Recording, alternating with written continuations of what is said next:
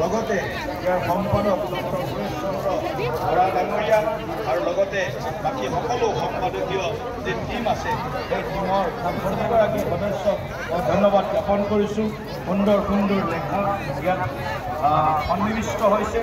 এই লেখাসমূহে আমাক সকলোকে সমৃদ্ধ কৰিব। গতিকে এইখিনি আশাৰে আকৌ এবাৰ মই শ্ৰীমন্ত শংকৰদেৱ সংঘৰ এই ৯৪ সংখ্যক অধিৱেশনৰ আটাইকেইটা কাৰ্যসূচী সফলভাৱে সামৰণি পৰক।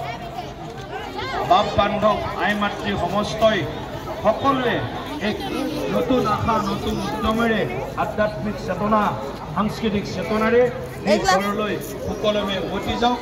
তাৰ বাবে মই ভগৱন্তৰ শ্ৰীচৰণত সেৱা জনাই শ্ৰীমন্ত